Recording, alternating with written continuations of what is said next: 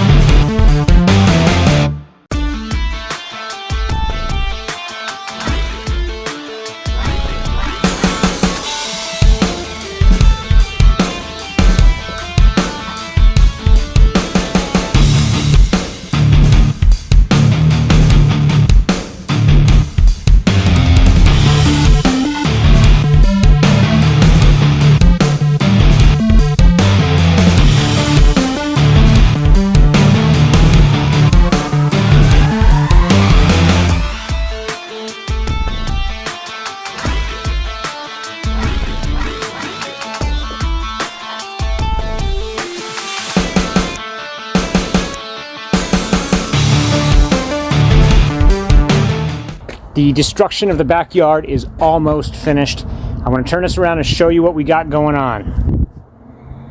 That is what it looks like with 10,000 pounds of concrete and just remnants of the pool deck and the fireplace, and this is the fourth dumpster And we did 10,000 pounds times 4, so our backyard is 40,000 pounds lighter right now, but it's going to get heavier because we're going to put that travertine back in there, and we're going to do some other stuff and rebuild a new fireplace. But that is what 10,000 pounds of concrete looks like, and that took me a few hours of just back and forth with a wheelbarrow. Hey, if you are going to do anything like this, I would really recommend a two-wheeled wheelbarrow because it doesn't tip over and you don't have to work as hard. So that's just a tip. That's what I do, and it really is better on the lower back. So hey, just a little bit of a tip. There you go. Hope you're having fun. Keep watching. It's going to get really interesting here real soon once we start building. Travertine should be here in 4 days, so that's another 1,000, 1,200 square feet of that stuff, and we're going to start putting that down, and we're going to build a fireplace, and we're going to put in a massive, awesome backyard. See ya!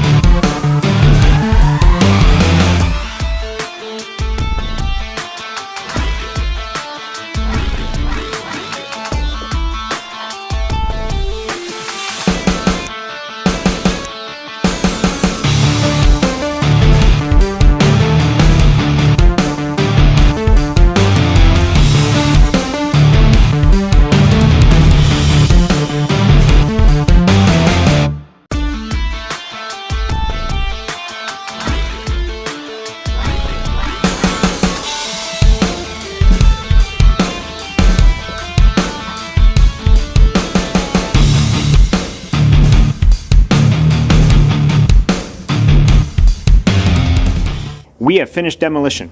We are pretty much at a dirt slate. We have pretty much the remnants of what was left over. Kind of when we bought the house, there's a big piece of flagstone here that we still have. We're going to use that kind of as a base for our travertine, so we're going to leave that in place for now. But what we did is we pulled out all of the pool deck. So it was about 4 inches thick.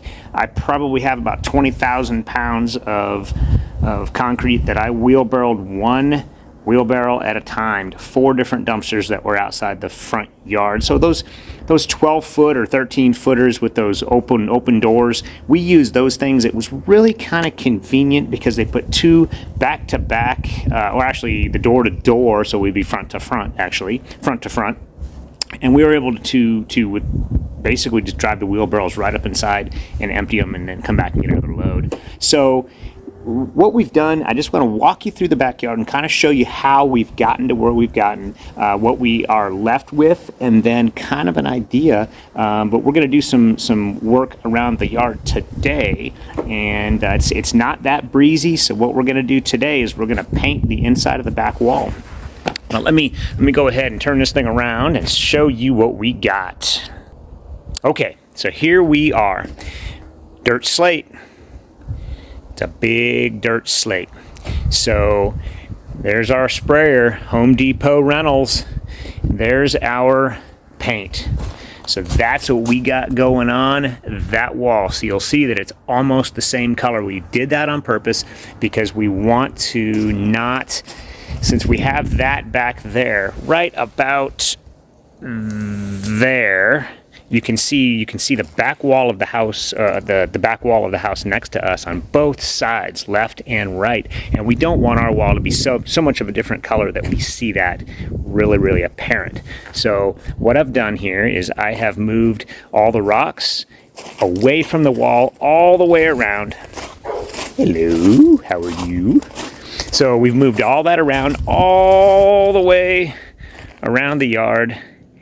And that's where we end. So we have about 70 plus 70 plus 60 is about 200, I don't know, what is that, 70 is 140, 60. So about 200 linear feet of wall that we have to paint, plus the pool equipment wall right there. So I've got that big monster rock right there. I'm going to have to paint around that until I can get somebody to help me move it. So that's kind of preliminary where we are at this point, because we've got to get the wall painted before we can really do much more, because we don't want to bring a lot of our travertine in place. We did a little test yesterday to kind of see how that would look, and we brought that in. We don't want to do a lot of product in the backyard before we paint the wall, because then we'll just get paint on that product. We don't want to do that. So we're going to go ahead and paint the wall first. Get that done. We're going to throw in some drip system. We're going to throw in some electrical, and then we're going to start bringing everything into the backyard and start building this baby. And it's going to be a lot of fun. Okay, you guys ready? Let's start some paint. Let's go.